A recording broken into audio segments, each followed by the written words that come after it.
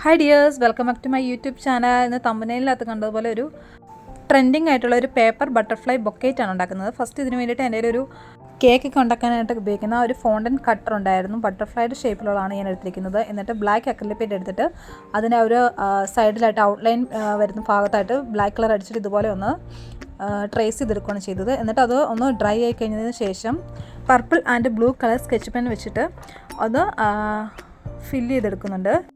അതിനുശേഷം ഓരോ ബട്ടർഫ്ലൈസ് ഇതുപോലെ ഒന്ന് കട്ട് ചെയ്തെടുക്കുന്നുണ്ട്. അങ്ങനെ കുറച്ചധികം ബട്ടർഫ്ലൈസ് നമുക്ക് വേണം. ഇതുപോലെ ട്രേസ് ചെയ്യാനായിട്ട് ടൂളൊന്നും ഇല്ലെങ്കിൽ പേടിക്കേണ്ട ആവശ്യമൊന്നുമില്ല. ഒന്നെങ്കിൽ നമ്മൾ പ്രിൻ്റ് എടുക്കുക, അല്ലെങ്കിൽ കൈകൊണ്ട് ഈസി ആയിട്ട് വരയ്ക്കാവുന്നതേ ഉള്ളൂ. എനിക്ക് കുറച്ചുകൂടി എളുപ്പത്തിൽ ചെയ്യാൻ വേണ്ടിയിട്ട് ഞാൻ അങ്ങനെ ചെയ്തത്. ഇനി കുറച്ച് പേപ്പർ ട്യൂബ്സാണ് വേണ്ടത്. ഇത് പഴയ നോട്ട്ബുക്കിൻ്റെ പേപ്പർ വെച്ചിട്ടുണ്ടാക്കിയ പേപ്പർ ട്യൂബ്സാണ്. ഇനി ഈ പേപ്പർ ട്യൂബിൻ്റെ മുകൾ വശമാണെങ്കിൽ രണ്ടായിട്ടൊന്ന് സ്പ്ലിറ്റ് ചെയ്തെടുക്കണം. എന്നിട്ട് അതിന് മുകളിൽ ഗ്ലൂ അപ്ലൈ ചെയ്തിട്ട് ഇതുപോലെ ബട്ടർഫ്ലൈ ഒന്ന് ഒട്ടിച്ചെടുക്കുകയാണ് ചെയ്യുന്നത്. അപ്പോൾ ഇതുപോലെ എല്ലാ ബട്ടർഫ്ലൈസും നമുക്ക് പേപ്പർ ട്യൂബിൽ ഒട്ടിച്ചെടുക്കണം. ബട്ടർഫ്ലൈസ് ഞാൻ വരച്ചെടുത്തത് അത് ഞാൻ പറയാനായിട്ട് വിട്ടുപോയതാണ്. ഞാൻ ചാർട്ട് പേപ്പറിലാണ് ബട്ടർഫ്ലൈസ് ഔട്ട്ലൈൻ കൊടുത്തെടുത്തത്. എന്നിട്ട് അത് കട്ട് ചെയ്തെടുക്കുകയാണ് ചെയ്തത്. ഇനി ഒരു ചാർട്ട് പേപ്പർ പീസ് എടുത്തിട്ട് ഇതുപോലെ ഒന്ന് റോൾ ചെയ്തെടുക്കുന്നുണ്ട്. എന്നിട്ട് അതിന് അടിവശത്തായിട്ട് ഒരു കാർഡ്ബോർഡ് പീസ് വെച്ചിട്ടൊന്ന് ഒട്ടിച്ചു കൊടുക്കുന്നുണ്ട്. എന്നിട്ട് ബാക്കി ഉണ്ടായിരുന്ന കാർഡ്ബോർഡ് പീസിന് കഷ്ണം മുറിച്ച് മാറ്റുന്നത്. എന്നിട്ട് ഇതുപോലെ ബട്ടർഫ്ലൈസ് ഒട്ടിച്ചിരുന്ന ട്യൂബ്സ് ഇതുപോലെ ഒന്ന് വെച്ച് കൊടുക്കുകയാണ് ചെയ്യുന്നത്. അപ്പോൾ ഇതുപോലെ എല്ലാം ഒന്ന് അറേഞ്ച് ചെയ്ത് കൊടുക്കണം. ഇനി അതിനുശേഷം ബാക്കി ഉണ്ടായിരുന്ന ട്യൂബ്സൊക്കെ ആണെങ്കിൽ പേപ്പർ റോളിൻ്റെ ആ ഒരു പുറം വശത്തായിട്ട് ഗ്ലൂ അപ്ലൈ ചെയ്തിട്ട് ഇതുപോലെ ഒന്ന് വെച്ച് കൊടുക്കുകയാണ് ചെയ്യുന്നത്.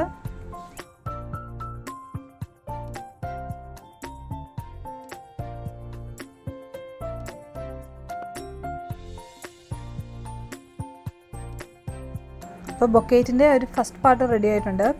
ഇനിയാണെങ്കിൽ എൻ്റെ കയ്യിലാണെങ്കിൽ കുറച്ച് ബൊക്കേറ്റൊക്കെ ഉണ്ടാക്കാനായിട്ട് ഉപയോഗിക്കുന്ന കുറച്ച് പ്ലാസ്റ്റിക് കവേഴ്സ് ഇരിപ്പുണ്ടായിരുന്നു.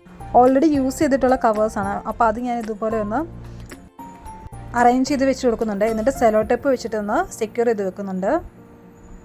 ഈ കവേഴ്സൊന്നും ഇല്ലെങ്കിലും പ്രശ്നമൊന്നുമില്ല. കാരണം നമുക്ക് ടിഷ്യൂ പേപ്പർ വെച്ചിട്ടോ അല്ലെങ്കിൽ സാധാരണ നമുക്ക് ബേക്കറിൽ നിന്നൊക്കെ എന്തെങ്കിലുമൊക്കെ മേടിക്കുമ്പോൾ കിട്ടുന്ന കവറൊക്കെ വെച്ചിട്ട് നമുക്ക് ഇതുപോലെ അറേഞ്ച് ചെയ്തെടുക്കാവുന്നതാണ്. അതും അല്ലെങ്കിൽ ഏതെങ്കിലുമൊക്കെ ഒരു പഴയ ഡ്രസ്സ്, നെറ്റിൻ്റെയൊക്കെ പഴയ ഡ്രസ്സ് ഉണ്ടെങ്കിൽ അതിൻ്റെ അകത്തുനിന്ന് കുറച്ച് പീസസൊക്കെ എടുത്തിട്ട് ഇതുപോലെ നമുക്ക് അറേഞ്ച് ചെയ്ത് കൊടുക്കാവുന്നതാണ്.